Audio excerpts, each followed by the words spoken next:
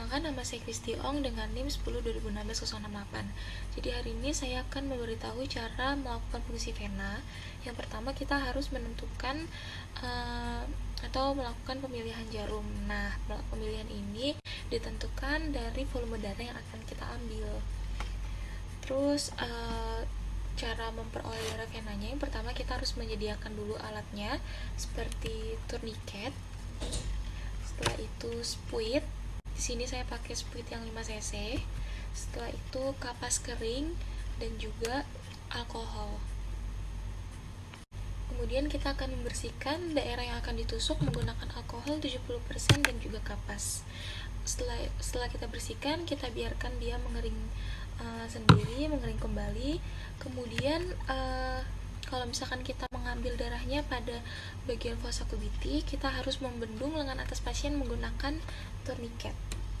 Pada saat pembendungan, kita meminta pasien untuk mengapal dan melepaskan tangannya berkali-kali supaya venanya terlihat jelas. Nah, untuk pemasangan bendungan ini tidak boleh terlalu kuat. Kemudian kita tegangkan kulit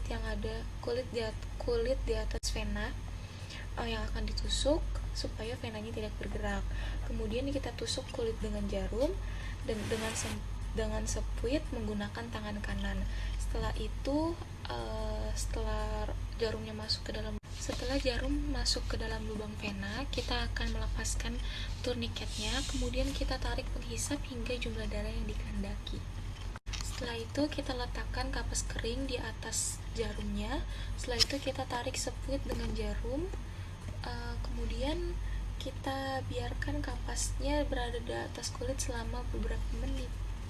Kemudian kita lepaskan jarum dari spuit dan alirkan darah yang ada dalam spuit ke dalam tabung darah ini. Jika kita menggunakan antikoagulan, darah harus segera dicampuri dengan koagulan hingga homogen. Yang kedua, masa perdarahan cara IV. Alat yang digunakan ada sphygmomanometer, kemudian ada stopwatch, lancet darah, kapas, alkohol 70%, dan kemudian kertas. Cara pemeriksaannya, yang pertama, kita bendung lengan atas pasien dengan menggunakan sphygmomanometer hingga tekanan 40 mmHg. Yang kedua, bersihkan bagian volar lengan atas, daerah yang akan ditusuk menggunakan alkohol 70%, kemudian kita biarkan hingga mengering. Yang ketiga, tusuk dengan lancet darah kira-kira 3 cm di bawah lipatan siku. Dalam tusukannya sekitar 3 mm. Jika darah keluar, kita siapkan stopwatchnya. Setelah itu isap darah dengan kertas saring selama 30 detik. Waktu menghisap darah jangan sampai menekan kulitnya. Setelah itu kita catat waktu perdarahannya.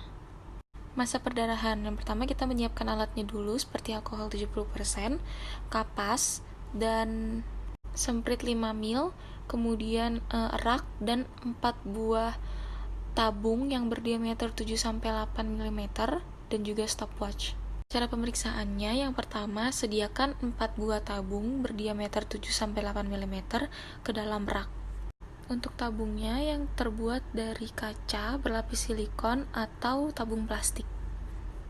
Setelah itu kita lakukan fungsi vena dengan spuit 5 atau 10 ml. Pada saat darah masuk ke dalam spuit, kita langsung menyalakan stetoskop.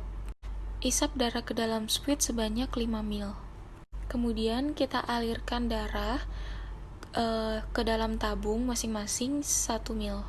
Setiap 30 detik, tabung pertama dimiringkan untuk melihat apakah ada pembekuan. Setelah darah dalam tabung pertama membeku, kita lakukan hal yang sama pada tabung kedua, ketiga, dan keempat. Kemudian catatlah waktu pembekuan pada masing-masing tabung. Masa pembekuan adalah masa pembekuan rata-rata dari tabung kedua, ketiga, dan keempat. Kemudian kita laporkan hasil, dibulatkan sampai setengah menit. Percobaan pembendungan, alat yang digunakan adalah sphygmomanometer dan juga stopwatch. Untuk cara pemeriksaannya, yang pertama, kita bendung lengan atas pasien menggunakan sphygmomanometer, kemudian memberikan tekanan sebesar 100 mmHg. Jika tekanan sistolik kurang dari 100 mmHg, kita bendung lengan atas pada pertengahan tekanan sistolik dan diastolik. Pertahankan tekanan selama 10 menit. Jika percobaan ini dilakukan setelah percobaan masa perdarahan cara IV, maka bendungan hanya 5 menit saja. Setelah itu, kita lepaskan ikatan bendungan, tunggu sampai tanda-tanda stasis darah tidak ada lagi. Hitung banyaknya petechiae yang timbul dalam lingkaran bergaris dengan 5 cm, kira-kira 4 cm distal dari fossa cubiti. Penetapan golongan darah, sistem A, B, O, dan resusnya. Bahan pemeriksaannya dipakai adalah darah lengkap, setelah itu antisera A, B, AB, dan antisera resus. Cara pemeriksaannya, yang pertama kita cantumkan identitas pemilik darah yang akan diperiksa pada kartu golongan darah. Kedua, kita letakkan di atas setiap kotak yang terdapat pada kartu golongan darah setetes darah yang akan Yang ketiga, kita tambahkan setiap kotak tersebut dengan setetes antisera yang sesuai dengan yang tercantum pada masing-masing kotak. Kemudian yang keempat, kita campurkan darah dengan antisera pada setiap kotak dengan menggunakan batang pengaduk. Yang kelima, kita perhatikan ada tidaknya aglutinasi pada setiap kotak.